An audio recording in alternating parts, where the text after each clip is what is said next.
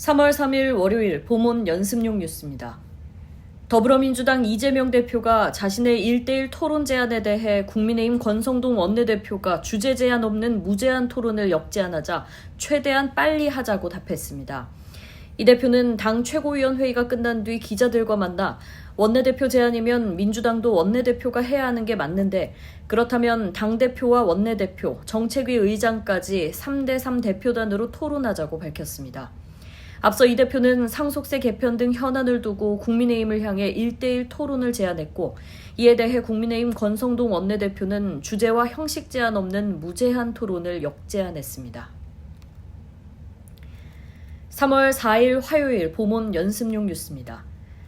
북한을 담당하는 스위스 대사가 북한의 외교사절 파견을 알리는 신임장을 내고 본격적인 업무를 시작했습니다. 북한 관영매체 조선중앙통신은 김정은 국무위원장의 위임을 받은 최룡해 최고인민회의 상임위원장이 어제 만수대 의사당에서 유르그 스테판부리 스위스 특명전권 대사로부터 신임장을 받았다고 오늘 전했습니다.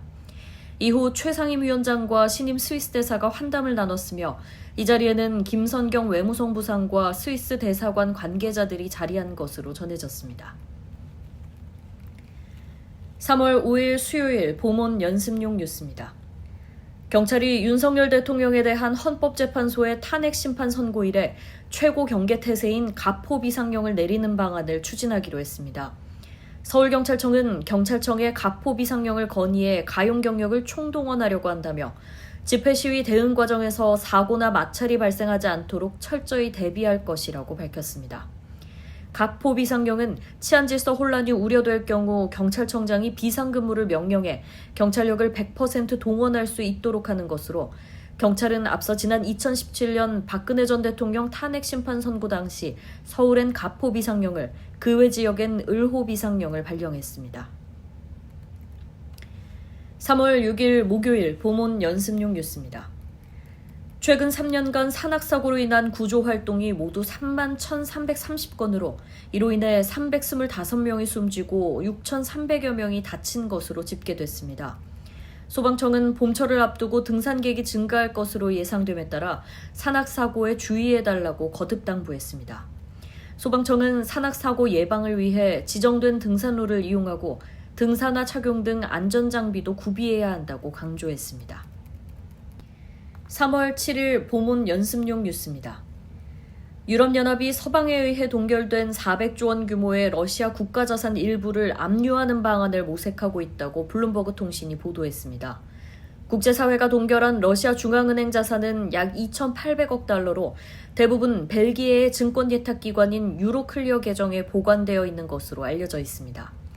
블룸버그는 익명의 소식통을 인용해 EU 관계자들이 이 동결 자산을 향후 우크라이나에 대한 전쟁 배상을 결정할 국제배상위원회가 담보로 활용한 뒤 만일 러시아가 배상금 지급을 거부하면 이 자산을 압류하는 방안을 검토하고 있다고 전했습니다.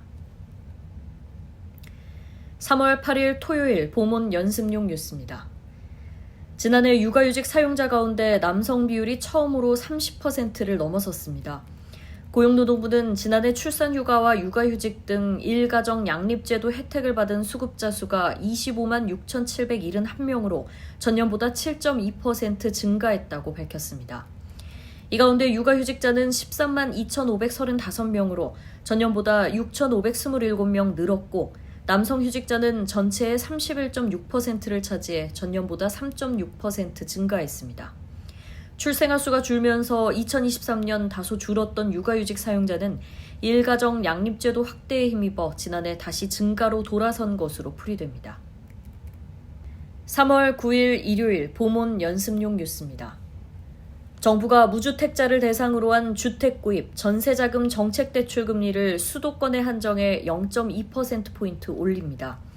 국토교통부는 주택도시기금 구입자금, 전세자금 대출금리를 올해 3월 24일 이후 대출 신청분부터 조정하는데 이러한 정책대출 금리 인상은 지난해 8월 이후 7개월 만입니다. 디딤돌 대출은 부부 합산 연소득 8,500만 원 이하인 무주택자를 대상으로 하며 소득이 높을수록 적용되는 금리가 높습니다.